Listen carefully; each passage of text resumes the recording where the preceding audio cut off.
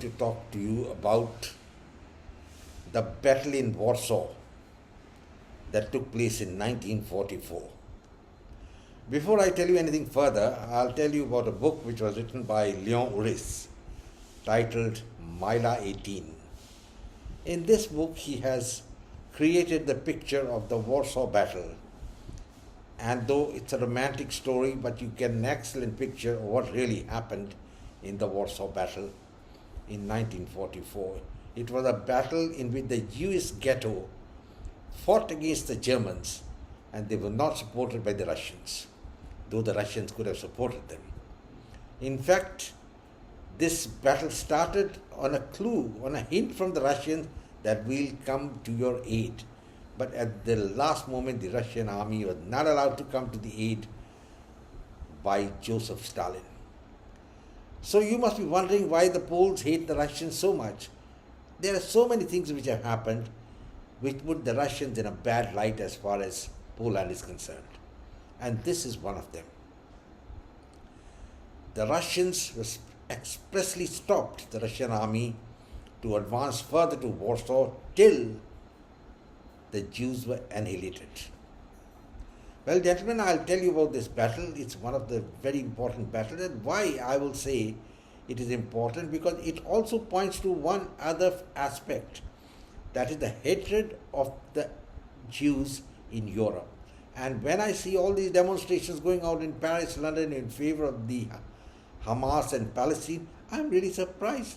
How come these people don't know what Hamas has done and what it's going to do, and yet they are against the Jews? That's the inherent trait of the Europeans. They dislike the Jews, and that is a thing with the Europeans will fight with me tooth and nail and say I'm wrong, but I'm right. I wonder if you have seen the picture Night of the Generals, and there is a scene in that movie which pictures Warsaw during the war. And General Vance is asked a question, what is excessive force? And he answers, excessive force is keeping 2 divisions in Warsaw to fight these vermins when we should be using these divisions to fight on the Russian front. That means the Germans had utilized a lot of soldiers to fight this war against the Jews in Warsaw, and as per the records, 16,000 Germans were killed, another 9,000 were wounded, while the Jews lost about 20,000 killed, and 250,000 civilians were killed as well by the Germans as a reprisal. This was something the Germans were very famous for, and I don't think the Poles can forget this particular massacre by the Germans, come what may. Well, gentlemen, this battle actually lasted up to for August and September, and what happened was that there was a ghetto in Warsaw which was about 1.5 square miles in area, but it housed over 200,000 Jews in it. They had been pushed in there by the Germans. There was not enough food to eat. There was a lot of problem, disease, and whatnot was rampant. And the Germans were picking away Jews from the outskirts of that ghetto and taking them away to Treblinka, which was one of the camps, and there they were executing these Jews. This was supposed to be the final solution, and Himmler, Himmler, that famous man, he himself was overseeing this particular battle.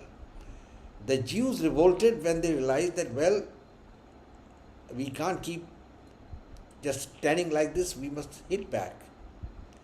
And improvised machine guns and other things were prepared inside the ghetto. And sometimes the battle started, I think, in the 1st of August, when some German soldiers went inside the ghetto to capture some Jews and take them to Treblinka. These chaps were caught and killed and their weapons taken.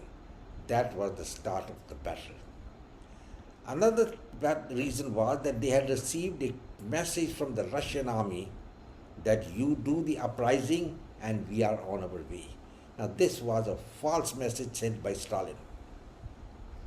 His one game plan was simple, that any opposition in Poland should be annihilated, people should be killed, so that it's easy for the Russian army to move in, beat the Germans, and then occupy Poland as a territory of the Soviet Union, or rather as a vassal state. And this Stalin achieved during his lifetime. Now, there is a report that when this battle was going on and the Jews were expecting the Russian army and the allies to help, President Roosevelt was asked by Winston Churchill that despite the Russian opposition, they should supply arms and weapons and foodstuffs to these people in that ghetto. And Roosevelt was not in favor of it because earlier the Americans had been refused the use of an airfield for the use of the United States Air Force to bomb and help these people. Roosevelt felt for the good of the war, it's better not to do these such things. Well, I will not say anything about the judgment of Roosevelt, but Stalin had his ideas very clear. And he was a very ruthless man, as you all know. His ruthlessness was apparent in the 31-33 Ukrainian food crisis when he induced a famine there and about 12 million people died. There's no doubt about it. And in a drinking spree which he had with Winston Churchill, Churchill records that they drank till early hours in the morning, and Churchill asked him, what about the Jews, the Ukrainians who died in the famine? What did Stalin say? He said it's a historical necessity. It was important, more important than even fighting Germany. So he had a man with a vision, whatever you call it, and he had a sense of priority, basically to make the Soviet Union the number one power, and he wanted to gobble up the whole of Eastern Europe. That was the reason they sent the signal to the Jews to start the uprising in the ghetto, and at the critical moment, the Russian army, which was just about 40 miles away, refused to intervene. Well, gentlemen, the battle lasted for 2 months, and it's a tribute to the Jewish fighters. They held on for so long. There was artillery fire, the weapon being used by the Germans. They had tanks, and unfortunately, they didn't have professional soldiers in this battle, that I will say, because the professional army was actually opposing the Russians on the Eastern Front, and most of the people facing the Jewish revolt were irregulars. So these were not very good fighters, and they suffered heavy casualties.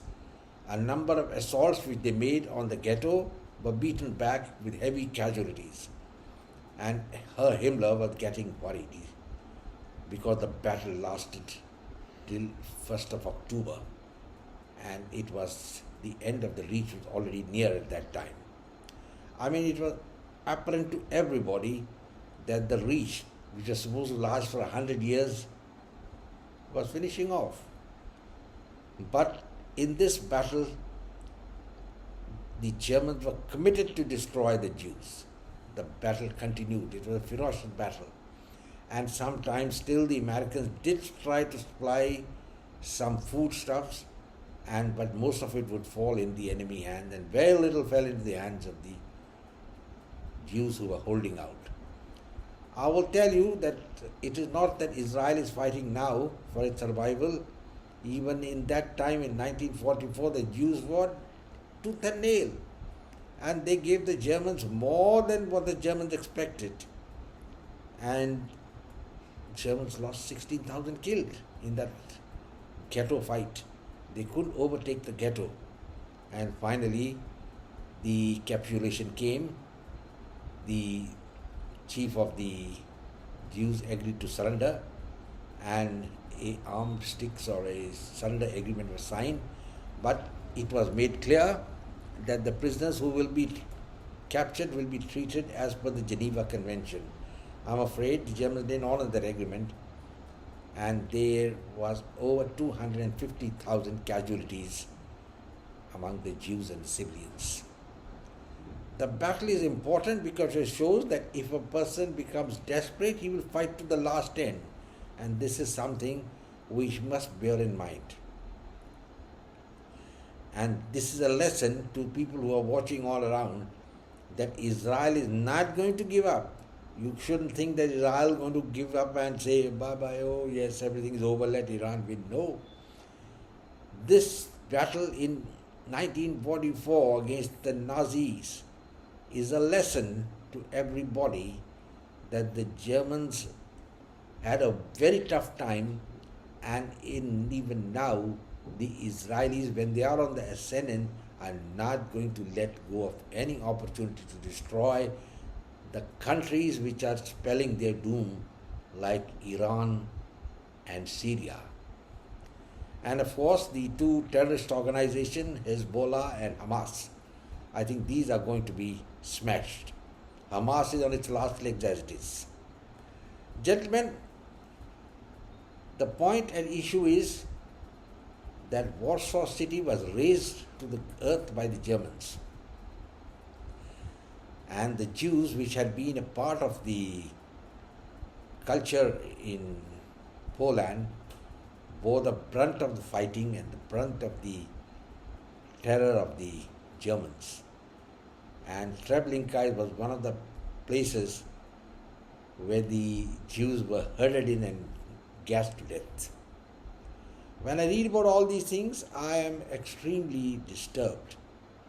And I am even more disturbed when I understand there are demonstrations going all over the universities in America and places in Europe in favor of the Hamas.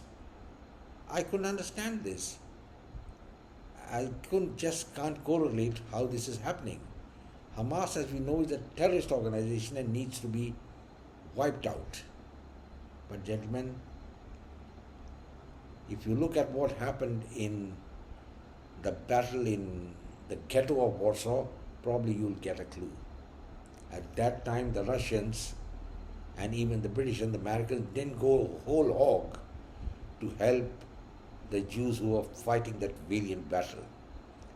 In case the Americans had really utilized their paratroopers, or they utilized their immense firepower, and the Russians had decided, the war would have concluded much earlier than what it was in 45. I think it would have been over by January, February 1945. But then Stalin had no axe to grind.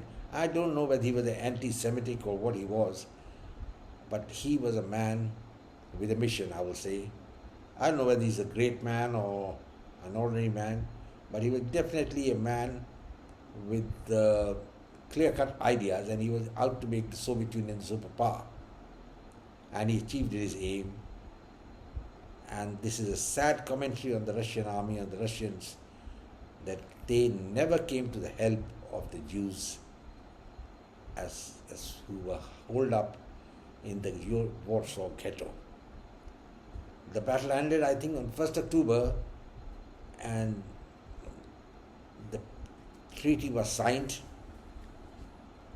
And I told you, the prisoners who were taken were supposed to be treated under the Geneva Convention, and at that time there was very many people who committed a lot of atrocities against the Jews. I'm not going to name them here because these you can read on the internet. My main purpose was to tell you the roots of anti-Semitism, and that is why I brought out the book by Leon Orris and A Scene in Night in the Generals. Gentlemen, I think you will like this video. Share it with your friends and come back for more. In the meanwhile, I'll say goodbye and God bless. Take care.